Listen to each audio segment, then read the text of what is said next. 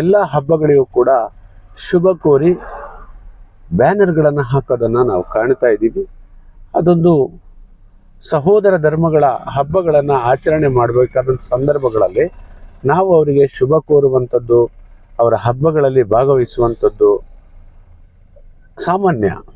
ಆದರೆ ಇತ್ತೀಚಿನ ದಿನಗಳಲ್ಲಿ ಕ್ರೈಸ್ತ ಸಮುದಾಯ ಚರ್ಚ್ಗಳಲ್ಲಿ ಅವರ ಹಬ್ಬಗಳನ್ನು ಆಚರಣೆ ಮಾಡಬೇಕಾದ್ರೂ ಕೂಡ ಅಲ್ಲಿಗೂ ಕೂಡ ಸಂಘ ಪರಿವಾರ, BJPಯ ಒಂದು ಹಿಂದುತ್ವವಾದಿಗಳು ಅಂತಕ್ಕಂಥವರು ಚರ್ಚ್ಗಳ ಒಳಗೆ ಹೋಗಿ ಫಾದರ್ಗಳನ್ನು ಟಾರ್ಚರ್ ಮಾಡುವಂಥದ್ದು, ಮೇರಿ ಯಾವ ರೀತಿ ಹುಟ್ಟಿದ್ರು, ಯೇಸು ಕ್ರಿಸ್ತ ಯಾವ ರೀತಿ ಹುಟ್ಟಿದ್ರು ಅಂತೇಳಿ ವೇದಿಕೆ ಮೇಲೆ ಹತ್ತಿ ಪ್ರಶ್ನೆಗಳನ್ನು ಮಾಡ್ತಾ ಇದ್ದಾರೆ.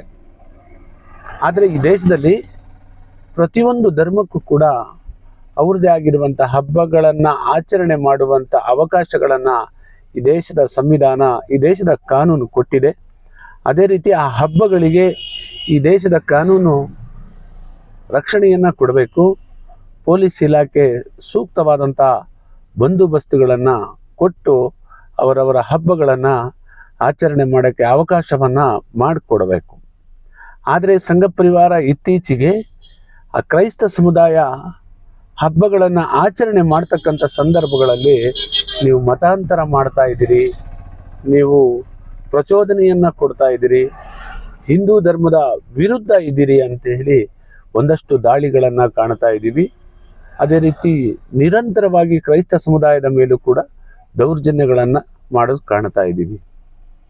ಇವರು ಮುಸಲ್ಮಾನರ ಹಬ್ಬಗಳಲ್ಲೂ ಕೂಡ ಈ ರೀತಿಯ ದ್ವೇಷವನ್ನು ಬಿತ್ತುವಂಥದ್ದು ಕಾಣ್ತಾ ಇದ್ದೀವಿ.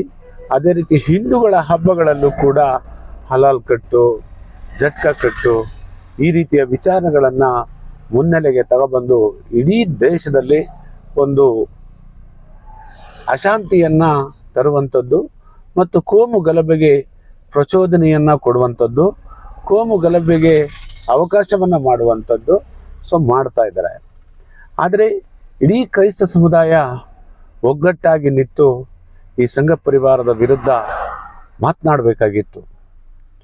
ಬೇರೆ ಸಮುದಾಯದ ವಿರುದ್ಧ ದೌರ್ಜನ್ಯಗಳಾದಾಗ ಇವರು ಕೂಡ ಬೀದಿಗೆ ಬಂದು ನೊಂದವರ ಪರವಾಗಿ ನಿಲ್ಲಬೇಕು. ಅದೇ ರೀತಿ ಈ ದೇಶದಲ್ಲಿರುವಂಥ ದಲಿತರಿಗೂ ಕೂಡ ಅವಮಾನವನ್ನು ಮಾಡ್ತಕ್ಕಂಥದ್ದು ಈಗಾಗಲೇ ಮರ್ಯಾದೆ ಹತ್ಯೆಗಳನ್ನು ನಾವು ನೋಡ್ತಾ ಇದ್ದೀವಿ. ಈ ಹತ್ಯೆಗಳಾದಾಗ ಜಾತಿಯ ಆಧಾರದ ಮೇಲೆ ಹೋರಾಟಗಳನ್ನು ಮಾಡೋದಲ್ಲ, ಈ ದೇಶದಲ್ಲಿರುವಂಥ ಬಹುಸಂಖ್ಯಾತ ಸಮುದಾಯ ಅಂತ ನಾವು ಹೇಳ್ತಾ ಇದ್ದೀವಿ. ಈ ಕೋಮು ಗಲಭೆಗೆ ಪ್ರಚೋದನೆ ಕೊಡ್ತಕ್ಕಂಥವ್ರು ಅಲ್ಪಸಂಖ್ಯಾತರು, ಕಡಿಮೆ ಜನಸಂಖ್ಯೆಯ ಜನ. ಇವರುಗಳು ಇವತ್ತು ಪ್ರಚೋದನೆಯನ್ನು ಕೊಟ್ಟು ಗಲಾಟೆಗೆ ಕಾರಣಕರ್ತರಾಗ್ತಿದ್ದಾರೆ. ಎಲ್ಲ ಹಬ್ಬಗಳನ್ನು ಮಾಡಬೇಕಾದಂಥ ಸಂದರ್ಭಗಳಲ್ಲಿ ಈ ಒಂದು ಬಿಗುವಿನ ವಾತಾವರಣವನ್ನು ಮಾಡ್ತಾ ಇದ್ದಾರೆ. ಇದಕ್ಕೆ ಕೇಂದ್ರ ಸರ್ಕಾರದ ಕುಮ್ಮಕ್ಕು ಕೂಡ ಇದೆ. ಅದೇ ರೀತಿ MLA MP ಗಳು ಕೂಡ ಈ ಸಂಘ ಪರಿವಾರದ ಪರವಾಗಿರುವಂಥದ್ದನ್ನು ನಾವು ಕಾಣ್ತಾ ಇದ್ದೀವಿ. ಉದಾಹರಣೆ ಏನಪ್ಪ ಅಂತ ಹೇಳಿದರೆ, ಯಾವ ರೀತಿ ಈ ಸರ್ಕಾರ ಒಂದು ಸುತ್ತೋಲೆಯನ್ನು ತಂದಿದೆ.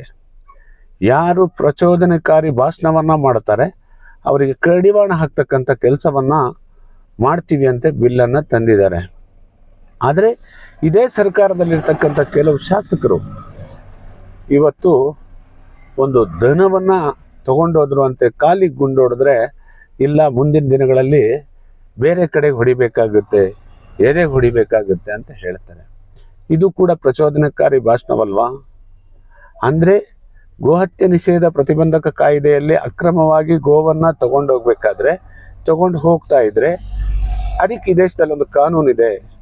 ಅದರಡಿಯಲ್ಲೇ ಅವರು ಕಲಂಗಳನ್ನು ಹಾಕಿ, ಸೆಕ್ಷನ್ಗಳನ್ನು ಹಾಕಿ ಅವ್ರನ್ನ ಬಂಧಿಸುವಂಥದ್ದು, ಅಕ್ರಮವಾಗಿದ್ರೆ ಶಿಕ್ಷಿಸುವಂಥ ಎಲ್ಲ ಅವಕಾಶಗಳಲ್ಲೂ ಕೂಡ ನಮ್ಮ ಸಂವಿಧಾನದಲ್ಲಿದೆ. ಆದರೆ ಈ ರೀತಿಯ ಕುಮ್ಮಕ್ಕುಗಳನ್ನು ಕೊಡ್ತಕ್ಕಂಥವ್ರು ಸಂಘ ಪರಿವಾರ ಮಾತ್ರ ಇಲ್ಲ, BJPಯಲ್ಲಿ ಮಾತ್ರ ಇಲ್ಲ, ಕೆಲವಷ್ಟು ಕಾಂಗ್ರೆಸ್ಸಲ್ಲೂ ಕೂಡ ಇದ್ದಾರೆ. ಹಾಗಾಗಿ ಇವ್ರನ್ನ ಯಾವ ರೀತಿ ಮೆಟ್ಟಿ ನಿಲ್ಲಬೇಕು? ಇವ್ರನ್ನ ಮೆಟ್ಟಿ ನಿಲ್ಲಬೇಕಾದ್ರೆ ಸಮಾನ ಮನಸ್ಕರಂತ ಯಾರಿದ್ದಾರೋ, ಈ ಸಂವಿಧಾನ ಪರವಾಗಿದ್ದರು ಯಾರಿದ್ದಾರೋ, ಯಾರು ಈ ದೇಶದಲ್ಲಿ ಶಾಂತಿಯನ್ನು ಬಯಸ್ತಾರೋ, ಈ ದೇಶದಲ್ಲಿ ಸೌಹಾರ್ದತೆಯನ್ನು ಬಯಸ್ತಾರೋ, ಎಲ್ಲರೂ ಕೂಡಿ ಬಾಳ್ತಕ್ಕಂಥ ಈ ದೇಶವನ್ನ ಉಳಿಸ್ಕೋಬೇಕಾದ್ರೆ ಕ್ರೈಸ್ತ ಸಮುದಾಯ ಆಗಲಿ, ದಲಿತ ಸಮುದಾಯ ಆಗಲಿ, ಮುಸಲ್ಮಾನರಾಗಲಿ, ಹಿಂದುಳಿದ ವರ್ಗದವರಾಗಲಿ, ಕಾರ್ಮಿಕರಾಗಲಿ, ವಿದ್ಯಾರ್ಥಿಗಳಾಗಲಿ, ಮಹಿಳೆಯರಾಗಲಿ ಎಲ್ಲರೂ ಕೂಡ ಒಟ್ಟಾಗಬೇಕಾಗುತ್ತೆ. ನೀವು ಈ ದೇಶದಲ್ಲಿ ಬೇರೆಯವರು ಯಾವ ರೀತಿ ತೆರಿಗೆಯನ್ನು ಕಟ್ತಿದ್ದಾರೆ, ಈ ದೇಶಕ್ಕೋಸ್ಕರ ಯಾವ ರೀತಿ ಸವಲತ್ತುಗಳನ್ನು ಕೊಟ್ಟಿದ್ದಾರೆ, ಈ ದೇಶ ಸ್ವಾತಂತ್ರ್ಯಕ್ಕಾಗಿ ಯಾವ ರೀತಿ ಹೋರಾಟವನ್ನು ಮಾಡಿದರೆ, ಈ ದೇಶದ ಉನ್ನತಿಗಾಗಿ ಯಾವ ರೀತಿ ಟ್ಯಾಕ್ಸನ್ನು ಕಟ್ತಾ ಇದ್ದಾರೆ, ತಾವು ಕೂಡ ಕಟ್ತಾ ಇದ್ದೀರಿ. ನೀವು ಕೂಡ ಭಾರತೀಯರೇ ಇದ್ದೀರಿ. ನಿಮಗೆ ಯಾವುದೇ ರೀತಿಯ ಸಮಸ್ಯೆಗಳಾದರೆ ನಿಮ್ಮ ಜೊತೆಗೆ ನಾವು ನಿಲ್ತೀವಿ. ಖಂಡಿತವಾಗ್ಲೂ ಕೂಡ ನಿಮ್ಮ ಎಲ್ಲ ಹಬ್ಬಗಳು ಕೂಡ ವಿಜೃಂಭಣೆಯನ್ನು ಆಚರಣೆ ಮಾಡಿ. ಜೈ ಭೀಮ್.